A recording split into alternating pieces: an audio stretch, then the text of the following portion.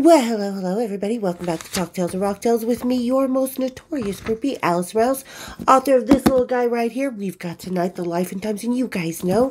For those of you who don't know, go down in that description. You can get my book, several different forms, my merchandise, everything else, drink of the day. Go down like it's the back lounge of a tour bus in the 80s because you guys will love what's happening down there. At least some people did anyway. Anyway, thank you guys as always so much for all the love, all the support, all the amazing friendships that we are all creating here with this awesome family we have. And welcome to the new members.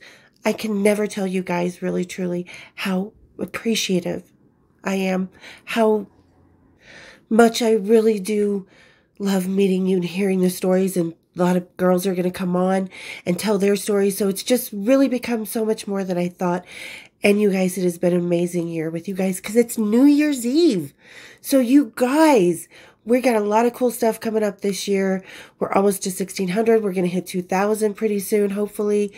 You guys, I want to do so much to show you how appreciative I am. And I just want to tell everybody, have the best Happy New Year. May all your wishes come true and everything you want to happen and become, I hope it is amazing for you. So, and speaking of amazing, today we are going to do, it's going to be a little shorter episode. We're going to do a little Q&A because people have asked some questions and it's taken me a while to answer them. And I'm just doing a little shot of this French martini I made. I'll put the picture right here of what it actually looked like because it's this really cool mix, and you dump in the vodka. It's got the dried cranberries and orange and everything in it. So delicious, you guys.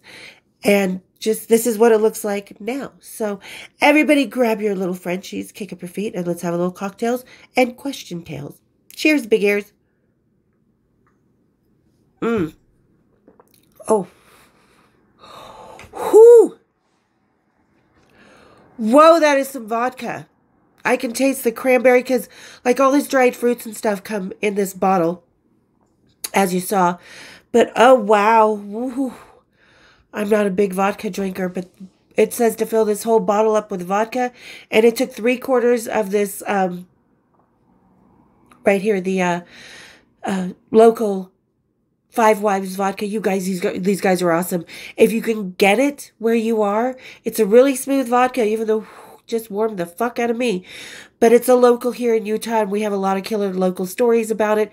Five Wives was actually a Mormon Five Wives vaudeville act type of thing. And their shtick was, come and see our PUSSYs. Right? And if you look closely at the bottle, they would pull out these kitty cats at the end in their aprons.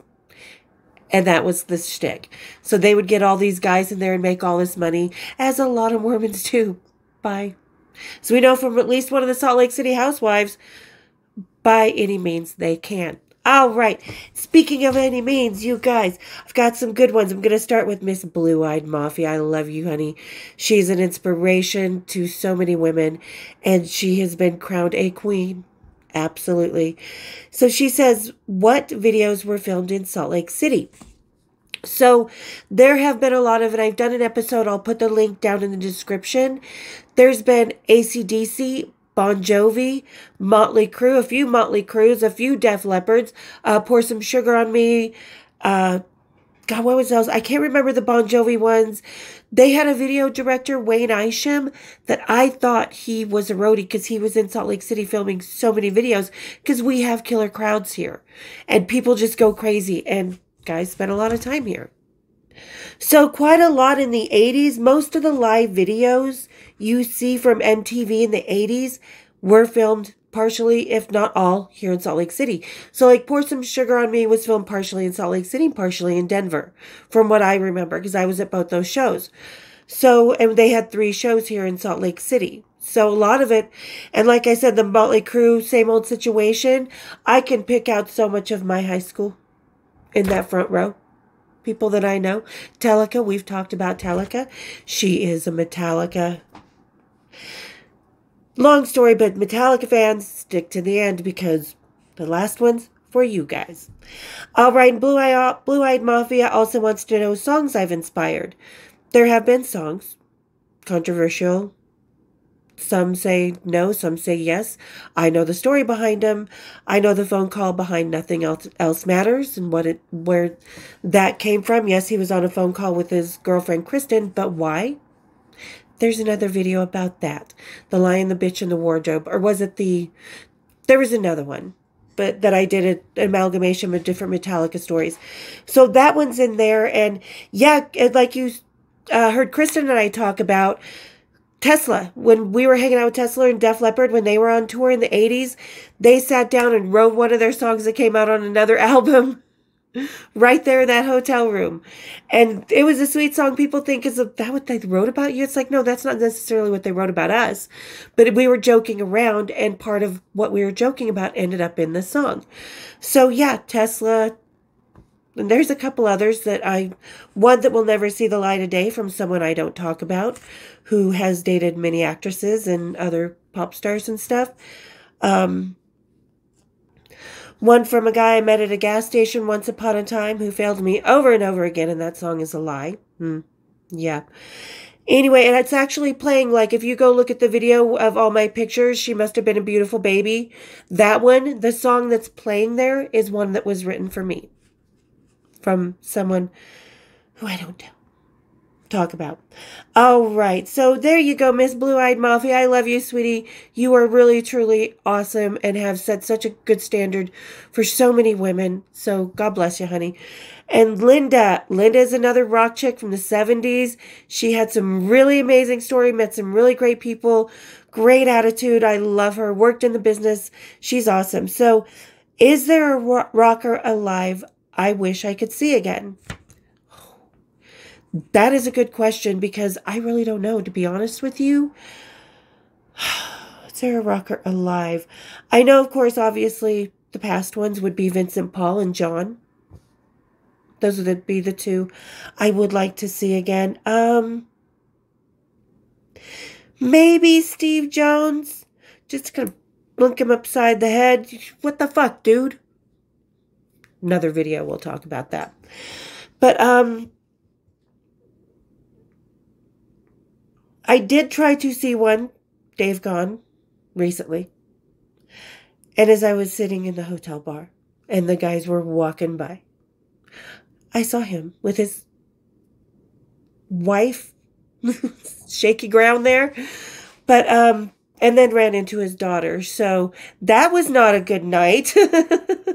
I mean, I looked good, I felt good, I enjoyed myself at the bar, you know, talking to some people that I knew. But, God, yeah, I really don't know. That is a good question. A lot of people think I'm going to say James Hetfield. Meh. Seen enough. Oh, lordy, lordy. Oh, God, that is a really good question. Like I said, alive. Yeah. Gary Lightbody of Snow Patrol. Guys, yeah. I would like to see him again. Maybe stick my tongue down his throat, put a little, stick more down my throat, do a Linda Lovelace on him. So yeah, probably Gary Lightbody. That would be the one I would want to see again. Obviously, this picture goes around quite a bit, so yeah, we'll see. All right, and this one, let's see. Favorite concert? You know, I always say the same one. I bashed the very, very first internet, and this was anonymous. I bash. It was the very first ever internet streamed concert. There was The Who for $10 inside the MGM Grand in Vegas. There was the Kiss when it was original Kiss, like all the members, not these little. What the fuck is with these avatars? Okay, we're gonna go on a side note. What the fuck is Kiss with the avatars? I'm sorry. Anybody who pays to go see an Avatar and they think that's a good idea? No, they're not going to tour anymore, so they just want to keep making the money machine, much like Priest. We'll get into that in another video, though. But so, yeah, it was The Who, Kiss, Natalie Cole, and they were all in different parts of the MGM Grand. Like I said, The Who was in the arena. Kiss with their full-on makeup, the original band members, full-on pyro, was out at the old amusement park area. Natalie Cole was on a glass stage over the pool, and then Brian Setzer came out with his orchestra and was rocking out. And then here comes Tony Bennett and his 80-year-old drummer on this like 3-4 piece kit, little drum kit, just standing there, 80-year-old, rocking it out. Better than Mick Jagger, but not with his mouth. Well, the drummer, in all fairness, I've never had Tony Bennett's drummer's mouth on me, so have Mick's. But okay. And let's see. Did I really put a bow in James's hair? And is the ABC book they released later actually released on mine? Or based on that night? Well, yes. I did put a bow in James Hetfield's hair. If you guys have seen it, the link, I'll put the link down to the YouTube video in the description of James on the plane the morning after being, dude, I'm the Wizard of Oz guy. Few hippopotamus. That was the morning after I did that.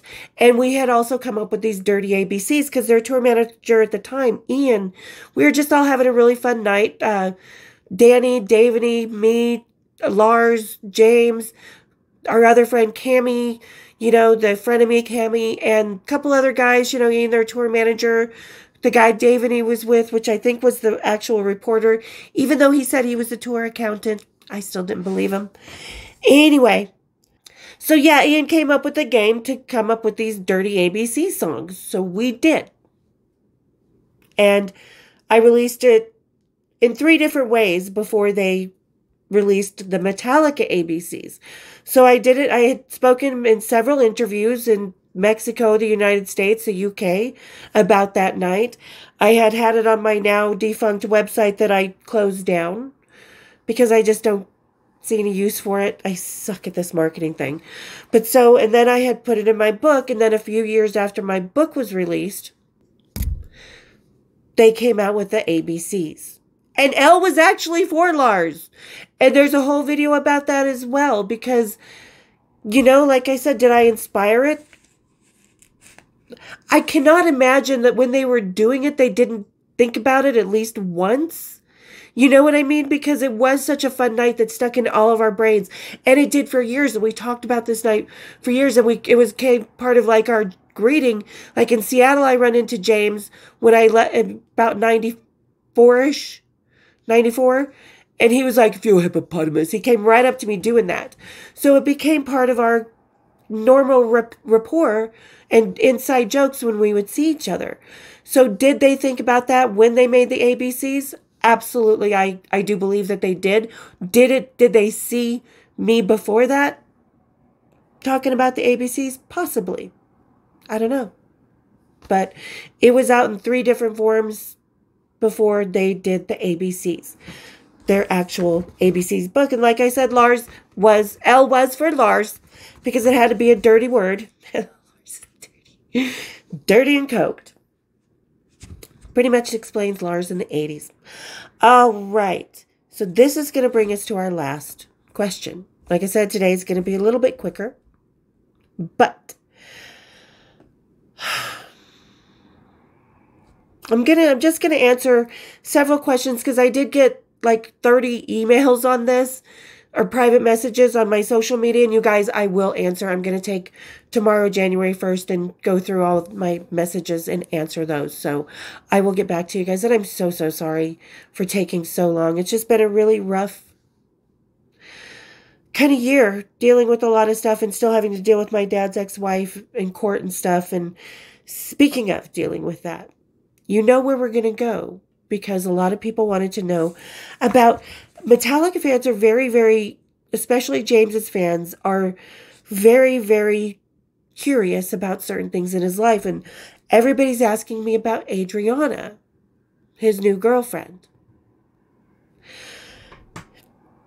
Does she have certain deplorable aspects about herself? Absolutely. She's put it out there herself. She's no more to me than a starfucker because she's the one that made her social media public to brag. She goes around Vail because a few of us, it turns out, have friends in Vail. And we don't know all about her. First of all, everybody's like, well, isn't she related to the family with the same last name that's really rich? By marriage, yes. Was it her money? Absolutely not. And doesn't she have her own money because she sold her gym?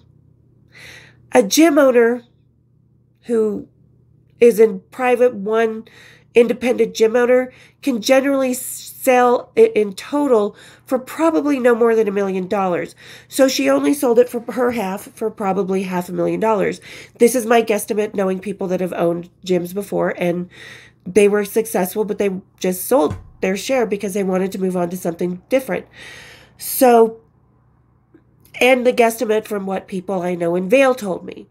So she does not have her money of her own. She does go around Vail bragging her ass off, which is so disrespectful to not only his ex-wife, who, well, she didn't care in the first place that he had Fran, didn't care about, their marriage problems were their marriage problems. She pounced and she saw it.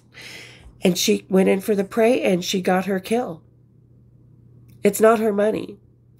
Like I said, she's a star fucker. She sold her half of the gym. What does she do now? Oh, she probably, this is what James has done with Allie, their wardrobe girl. He was having a thing with her, even though fucking other groupies under her nose, including Fran, who then he replaced Allie, the wardrobe chick, with Fran and made her the wardrobe chick on Metallica's tours for a while until he was like, no, this is where I want my wife. You need to be at home. We're going to get married, have babies. You go home. Then he cheated on Fran. He cheated on Allie. He cheated on Kristen. He cheated on everybody. And then, like I said, Adriana went and snagged him, and he probably put her on the payroll as his personal assistant. So he's basically paying her to be his girlfriend. And she has no problem with that. I've never had any rock star pay for anything but, the hotels, which are paid for by the tour, my airplane tickets, because that's dating and rock and roll. Ladies, if a man wants to fly you out on the road, say, make it happen, hang up, and make sure he call me back when you have my tour itinerary, my flight. So he's basically paying her to be his girlfriend. What does that say? Even Fran, when they were first married, went and became an instructor, like water aerobics or something, and she was still doing her own thing. Not Adriana, and she just does not fit. I'm sorry, she doesn't. She doesn't fit into anything because, like I said, the other band members, the other band wives, the other band kids, his own kids, can see right through her. But I want you all to step back and say, she is a deplorable woman with really incredibly horrific posts on her tweets and rhetoric which she follows, which is really, truly, horribly racist and very filled with hate and proud things. Like proud boys. Anyway, so, and if James is okay with that, and that is who the woman he thinks is right for him, and he got a tattoo of her on his neck, and he knows that this about her, what does that say about James? You guys really need to drop your perception of him in your mind and what you've made of him, this big rock and roll hero, and step back and say, what kind of guy dates this kind of woman who everybody else can see through, who gloms on to anybody with money? The guy before her ditched her because he saw through her. And why would James do that? Because James has insecurities of being alone. Like I said, it's going to destroy his life and his relationship with his kids. But what kind of man is okay with that? And what kind of woman is okay with making sure that it's all about her, even at the cost of his relationship with his kids? So really ask yourself, number one, what kind of woman is she? And as a man, he's dating her and keeping her around and doing exactly what he did with Fran and Allie and everybody else, put her on the payroll. What kind of woman would release a naked picture and he doesn't say a word about it and everything, and he's okay with that? Because you know her mouth has never seen his dick. I'm sorry. That's, ugh. I would think that would be like a goat chewing on a corn cob. Oh, God. Skeletor.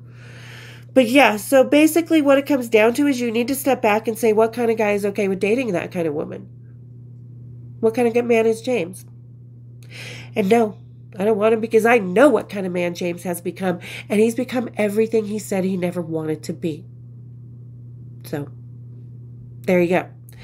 All right, so I hope that answers all the questions I got about Adriana and James and their relationship. I don't follow it. I don't care because, like I said, that's not the man I knew. I prefer to hang on to my memories. Not hang on to him, but keep the memories that I have with him because those are mine and his. I don't need to be concerned with his and anybody else's, except I do feel bad for the kids because I've been through this with my dad. And still, 6 months after his passing, we have a court date with the ex-wife, the second ex-wife. Yeah. Felony criminal charges. And I told my dad, I said, we're going to be cleaning up your mess even after you're gone. That's where James's kids are headed. And again, Metallica fans, James Hetfield fans, ask yourself what kind of guy is okay with that. Not the man you perceive in your head, is it? So, all right, you guys. Again, thank you so much for all the love and support, for getting to the end of the video, for everybody being so patient with me. I'm going to get back to normal here in the next couple weeks, get everything kind of back together and pre-planned, and put your ideas for new episodes, new podcasts. Krista and I are still going to be starting that podcast. I've looked into a couple things, so I'm going to try and coordinate just once a week with her that we can get that going and also post it here. So it's an episode here and the podcast. So we've got a lot of cool things coming up, you guys.